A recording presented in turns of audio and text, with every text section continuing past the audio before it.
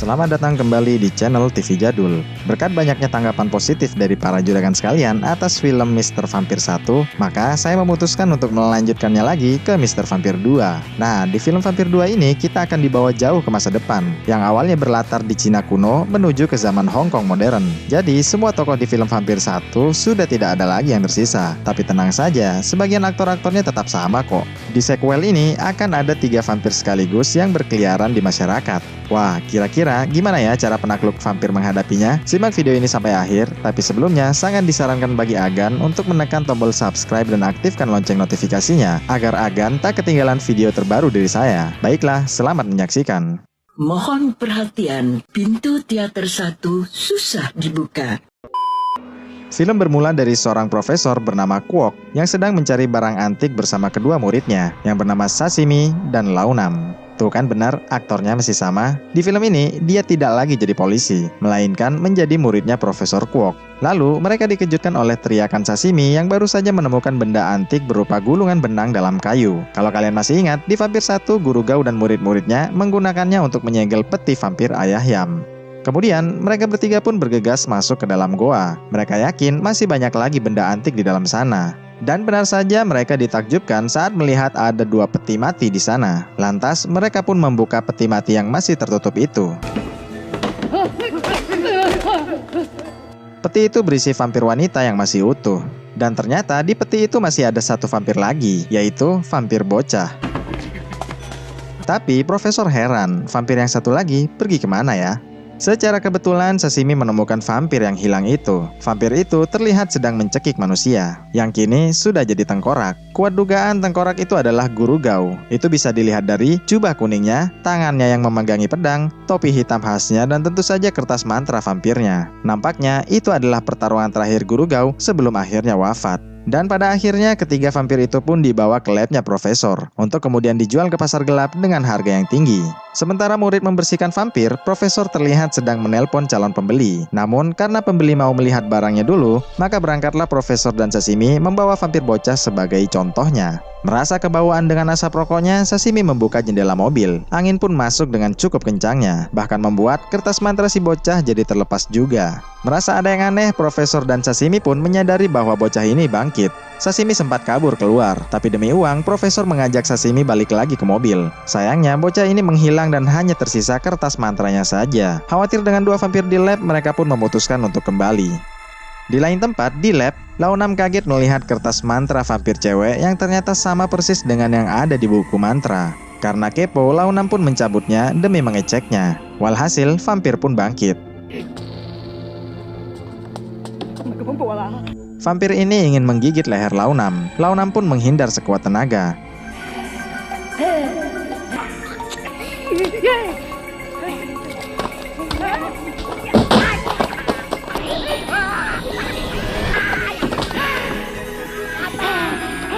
Hingga pada akhirnya, Launam mencabut kertas vampir pria demi melumpuhkan vampir cewek.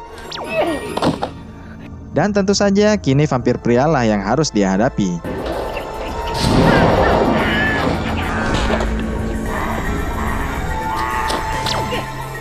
Karena kewalahan, Launam pun melakukan cabut tempel kertas kepada mereka berdua.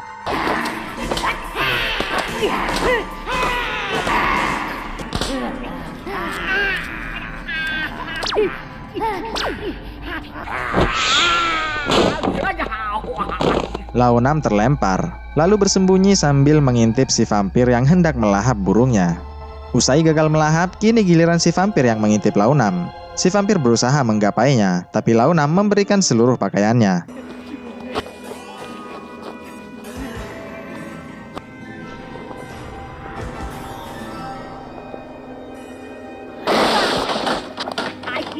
Untungnya, Launam berhasil keluar. Profesor dan Sashimi juga baru tiba. Tanpa berlama-lama, Profesor dan Sashimi pun masuk demi menjinakkan vampir itu.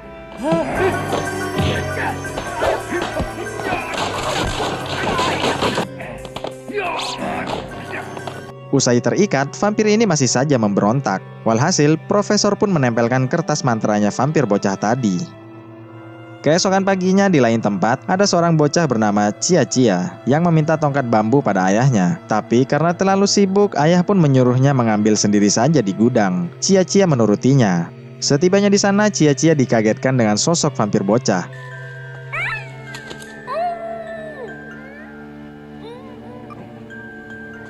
Cia-Cia takut dan mengadu pada sang ayah, tapi karena sibuk ayah pun menghiraukannya. Kemudian Cia-Cia mengadu pada kakaknya. Kakaknya percaya dan mengerahkan pasukannya untuk melakukan penyisiran.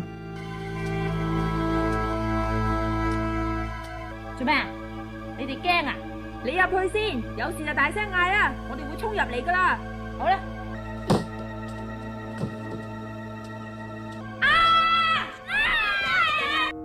Namun ternyata mereka tak menemukan siapa-siapa di dalam.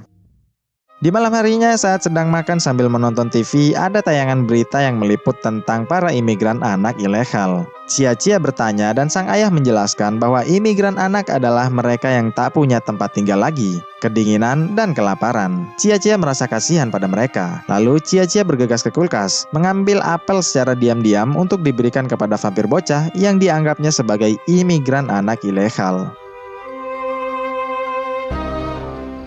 Di malam itu juga hujan pun turun. Cia-Cia merasa kasihan pada si imigran anak tadi. Dia memutuskan untuk menyambanginya. Cia-Cia berjanji tak akan melaporkannya pada polisi. Cia-Cia juga mengajaknya masuk ke rumah agar tak kedinginan di sini. Setibanya di kamar, vampir bocah ini menghidupkan semua mainan. Dan tak lama sang kakak datang. Sang kakak ketakutan melihat vampir ini. Tapi Cia-Cia meyakinkannya bahwa bocah ini adalah anak yang baik. Setelah itu, Cia-Cia minta pada sang kakak agar tak melapor pada sang ayah. Keesokan harinya, Cia-Cia memperkenalkan bocah ini pada teman-temannya. Karena tak bisa bicara, maka Cia-Cia pun memberinya nama Oke Boy. Mulai saat itulah, mereka semua berteman baik dan mengira bahwa Oke Boy ini benar-benar anak imigran.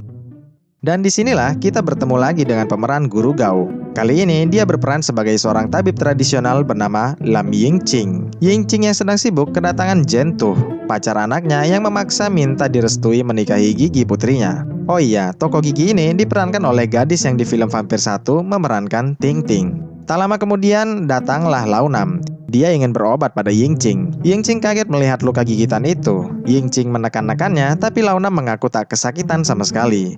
Launam juga mengaku bahwa itu adalah gigitan anak kecil. Yingqing pun menyuruh pekerjaannya untuk merebus beras ketan pilihan. Lalu Yingqing bergegas ke atas mengambil kitab vampir. Usai beras ketannya matang, Yingqing menempelkannya pada lengan Launam. Yingqing bertanya sekali lagi perihal gigitan itu, tapi Launam tetap saja bilang bahwa itu gigitan anak-anak. Akhirnya Launam pun pulang. Launam pulang naik taksi, sedangkan Yingqing menyuruh Jentuh dan Gigi membuntutinya. Yingqing akan segera menyusul nanti karena peralatannya ketinggalan. Setibanya di lokasi, kebetulan sekali mereka bertiga hendak bepergian. Jentuh menyuruh Gigi untuk segera mengabari ayahnya perihal lokasi ini. Usai mereka bertiga pergi, Jentuh menyelinap masuk. Melihat ada 2 packing kayu, Jentuh pun mengunboxing keduanya. Sebagai seorang wartawan, Jentuh yakin jika dia berfoto bareng dengan keduanya, Jentuh pasti akan terkenal. Namun, karena ketidaktahuannya, ide itu pun berubah menjadi petaka.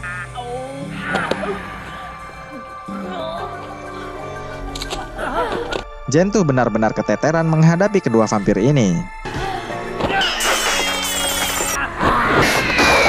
Lalu Jentuh melemparkan botol kaca gelap ke arah vampir-vampir itu. Rupanya botol kaca itu adalah zat kimia obat penenang. Walhasil mereka bertiga pun bergerak lambat akibat menghirup asap kimia tersebut.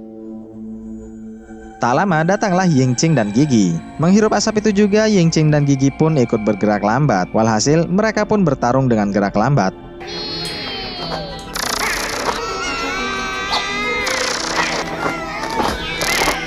Di tengah pertarungan, Jentuh menyuruh Gigi untuk menelpon polisi. Melihat sebotol obat penenang, Jentuh pun menumpahkannya ke mulut vampir wanita. Usai teler, selanjutnya Jentuh mencekoki juga vampir pria dengan cairan itu hingga teler. Tak lama kemudian, polisi dan ambulan pun datang untuk mengamankan TKP. Melihat banyaknya polisi dari kejauhan, Sashimi dan Launam pun takut dan tak mau melanjutkan lagi. Tapi profesor bilang Launam akan segera mati jika dia tak diobati dengan darah vampir itu. Launam panik bukan main. Dia bahkan menggigit Sashimi agar Sashimi juga ikut terinfeksi dan berjuang bersama mendapatkan darah vampir itu. Di tengah malam harinya, Yingqing dan Jentuh yang sudah pulih memutuskan masuk ke kamar mayat untuk menusuk jantung kedua vampir itu. Namun, menyadari ada yang datang, Yingqing dan Jentuh pun berpura-pura menjadi mayat.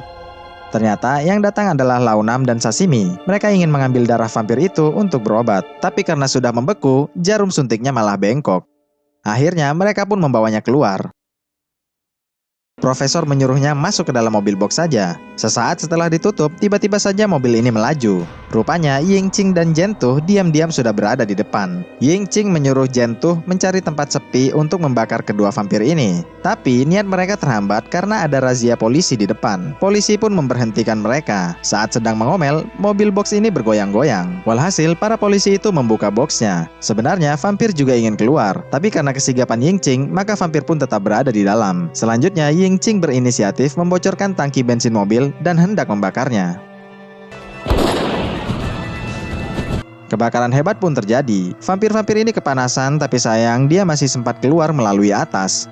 Launam dan Sashimi terus mencoba mengambil darahnya. Namun saat Yingqing membawa api, kedua vampir itu pun kabur.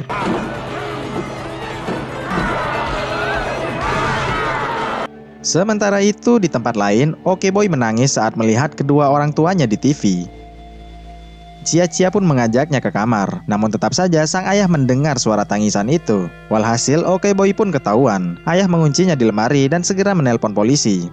Akan tetapi, tangisan Okeboy yang nyaring itu ternyata terdengar oleh kedua orang tuanya. Sementara itu, Yingqing dan Jentuh yang sedang memburu menggunakan mobil polisi pun mendapat info agar menuju ke rumah seseorang, karena di sana ada vampir. Dan bersegeralah mereka ke rumah Cia-Cia. Kembali ke Cia-Cia, mengetahui ada yang mengetuk, ayah pun segera membukakan pintu itu. Namun ternyata itu bukanlah polisi. Walhasil, aksi kejar-kejaran pun terjadi.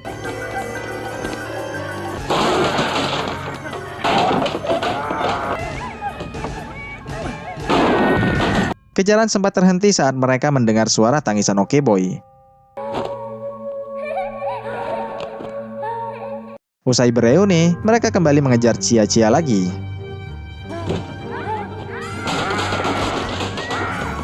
Saat terpojok, ayah Cia-Cia pun melakukan serangan, meskipun itu sia-sia. Kemudian, Cia-Cia dicekik oleh bapak vampir, dan disinilah kemudian Okeboy membelanya.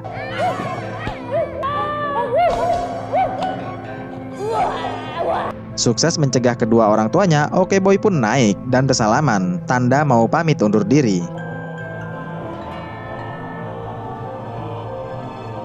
Namun, ternyata di luar rumah sudah banyak polisi yang siap menyerang.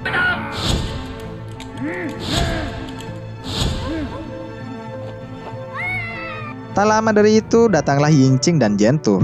Dan pada akhirnya, Yingqing pun mengungkapkan identitasnya. Selain seorang tabib, ternyata Yingqing juga seorang penakluk vampir. Dia berguru pada Samo dan tahun lalu berhasil menangkap satu vampir. Mendengar itu, polisi pun langsung minta saran padanya. Yingqing minta disiagakan kloroform gajah dan menyuruh mereka untuk mematikan dulu lampunya. Yingqing dan Junteh masuk mengendap-endap, dan tiba-tiba serangan pun terjadi.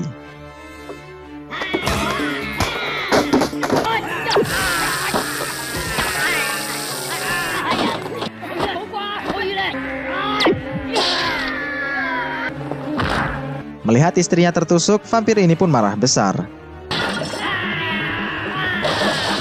Yingqing dan Jentuh menggiringnya keluar. Berhasil menjebaknya, Yingqing pun memberikan komando.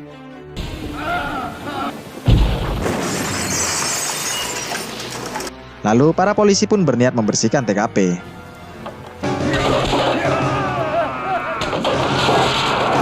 Jentuh kemudian menembakkan vampir dengan kalsium sulfat. Dan vampir itu pun lenyap. Usai melenyapkan vampir ayah, Yingqing pun mendatangi Okeboy, tapi Cia-Cia dan kakaknya berusaha melindunginya. Bagaimanapun juga, Okeboy pernah menyelamatkan mereka. Yingqing dan Jentuh berusaha membujuknya, namun karena tak tega, maka Yingqing hanya membiusnya saja hingga tertidur. Agar tak ketahuan, mereka pun mengganti pakaian Okeboy. Yingqing berniat membantu Okeboy agar mendapat reinkarnasi yang baik. Dan film pun diakhiri dengan kemunculan Profesor Kwok yang tewas di tangan kedua muridnya yang sudah jadi vampir karena gagal menyembuhkan diri. Ya itulah tadi akhir dari film Vampir 2. Kali ini saya nggak memberi hikmah atau pesan moral, karena biasanya para juraganlah yang lebih kreatif menemukannya. Kira-kira pelajaran apa ya yang bisa diambil? Oh iya, menurut kalian film Vampir 2 ini gimana? Seru nggak? Perlu dilanjut lagi ke Vampir 3 atau justru cari film lain saja? Tolong beritahu kami di kolom komentar ya. Terima kasih telah menonton video ini sampai akhir dan sampai jumpa di video berikutnya. Bye!